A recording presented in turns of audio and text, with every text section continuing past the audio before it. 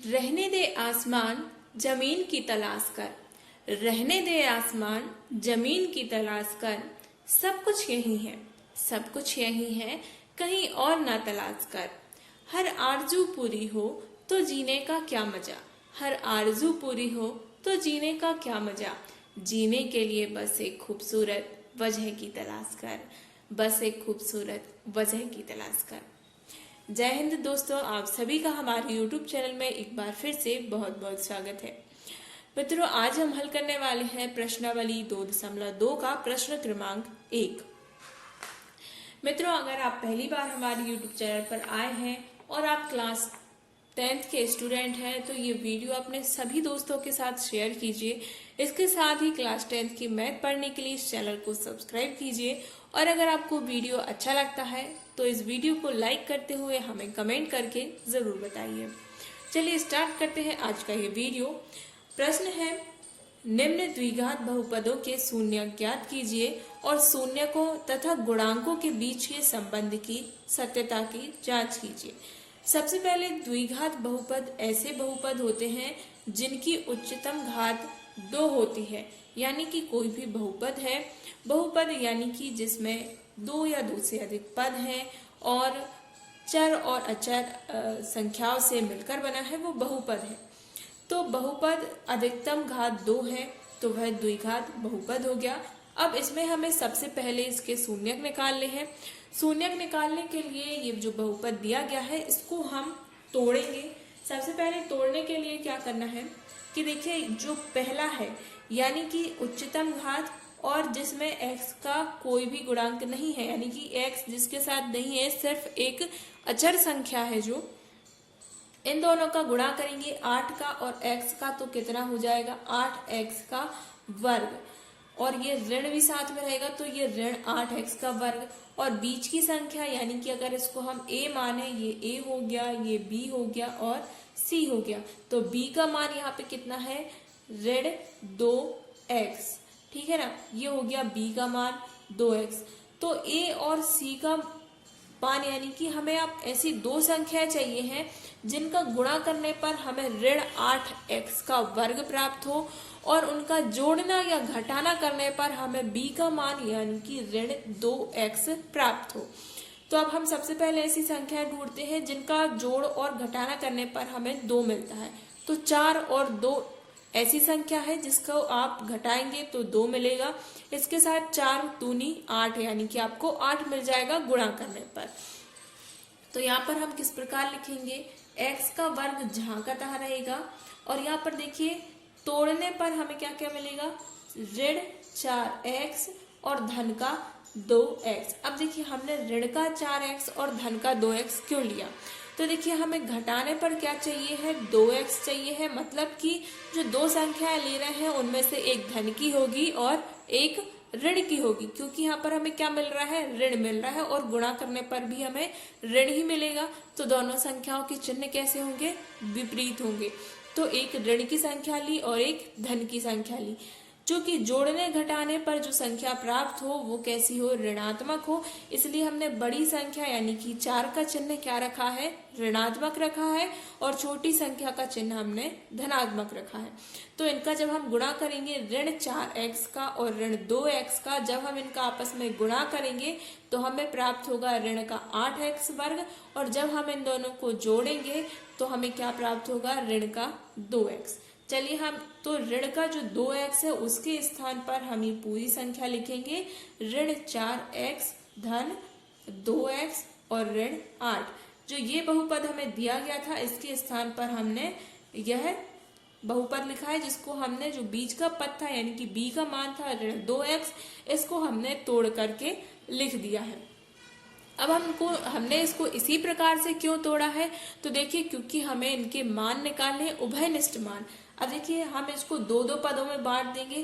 पहला पद हो जाएगा x का वर्ग ऋण 4x और दूसरा पद हो जाएगा 2x ऋण 8। अब देखिए इनमें से हमको उभयनिष्ठ निकालना है, तो x का वर्ग ऋण 4x में उभयनिष्ठ संख्या यानी कि कॉमन फैक्टर क्या है, x है।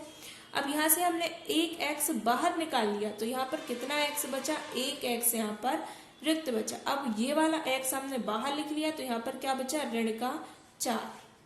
अब लिखेंगे धन, और यहाँ से हम क्या कॉमन लेंगे, 2 कॉमन लेंगे। तो यहाँ से देखिए हमने 2 कॉमन ले लिया तो क्या बचा, x बचा। और यहाँ 4 दूनी 8, तो हमने 2 कॉमन ले लिया तो कितना बचा यहाँ पर बचा ऋण का 4। देखिए 8 में से 2 बाहर निकाल लेना, यानी कि 8 में 2 का भाग कर देना। अब यहाँ पर फिर से देखिए, एक बार फिर से 2 पद होगा, एक इतना पद हो गया, एक ये पद हो गया, ठीक है। बीच में धन का निशान है, तभी हमने इनको अलग अलग पदों में बांटा है। अब पहले पद और दूसरे पद में क्या उभयनिष्ठ है, x ऋण 4 इसमें भी है और x ऋण 4 इसमें भी है। तो इसको हम एक बार फिर से उभयनिष्ठ ले लेंगे और फिर से इसको एक बार हम बाहर लिख देंगे। इसके साथ अब हमें क्या बचा, यहाँ पर अंदर बचा x और धन का 2। तो हमारे पास 2 जो है हमारे लिए मिल जाते हैं, 2 कोष्टक। इन्हीं से हम क्या निकालेंगे, x की वैल्यू निकालेंगे। अब हमें जब शून्यक निकालना है तो हम क्या करेंगे, इसके बराबर में हम शून्य रख देंगे ताकि हमें शून्यक मिल जाए। तो क्या होगा, x ऋण 4 बराबर 0 और x धन 2 बराबर 0। तो यहाँ पर 4 का पक्षांतर हो जाएगा तो x बराबर 4 हो जाएगा।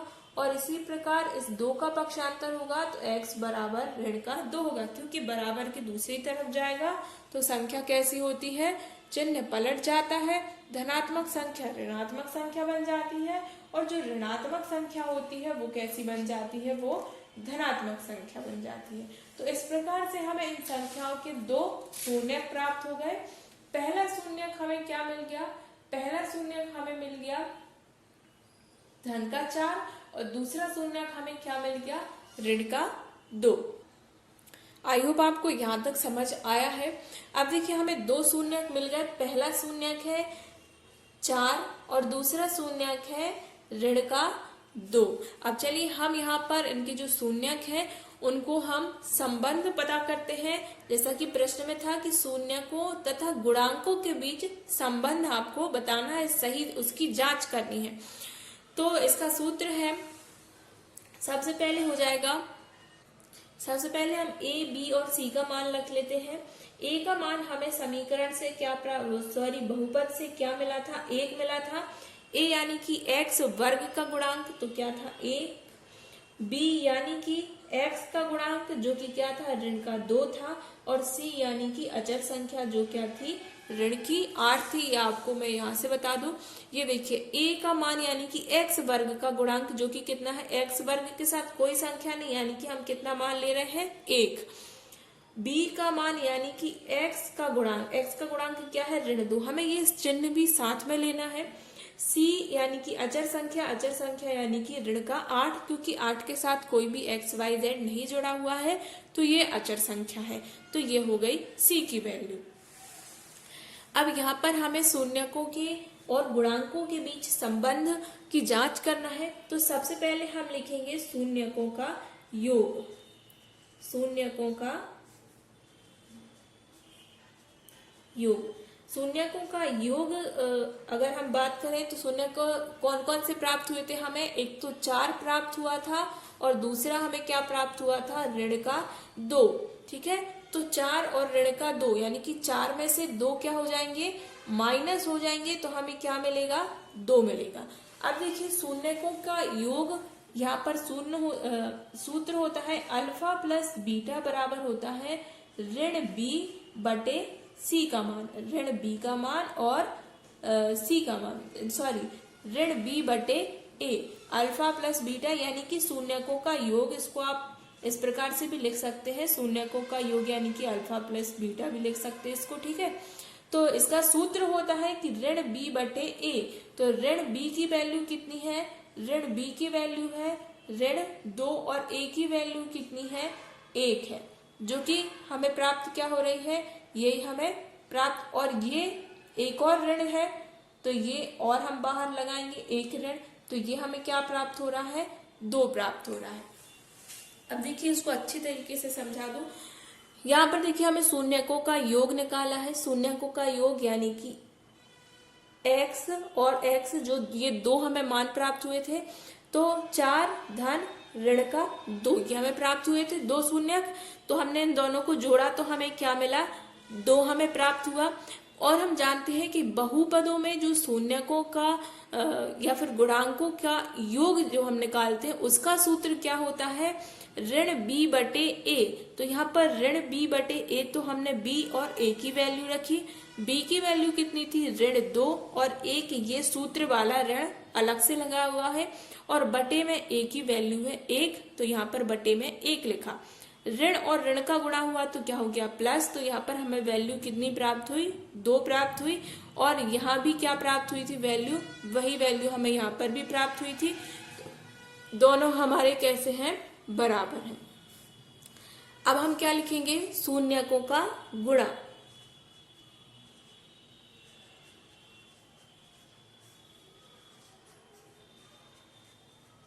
शून्यकों के गुणा का सूत्र जो होता है वो मैं पहले ही बता देती हूँ, ये होता है c बटे a। तो c बटे a की वैल्यू कितनी है, यहाँ पर c की वैल्यू है ऋण का 8 और a की वैल्यू है 1, यानी कि हमें जब हम शून्यकों का गुणा कर रहे हैं तो हमें ऋण 8 मिलना चाहिए।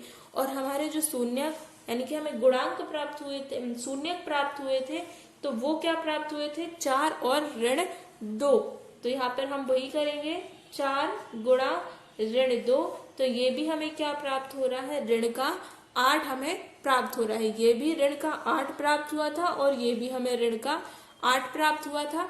तो इस प्रकार से हमने सत्यता की जांच की है कि गुणांक जो शून्यक है उनका गुणनफल सूत्र रखने पर और शून्यकों का गुणनफल करने पर एक समान ही हमें प्राप्त हो रहा है। अतः हमारे द्वारा जो शून्यक प्राप्त किए गए हैं वे कैसे हैं, वे सही हैं।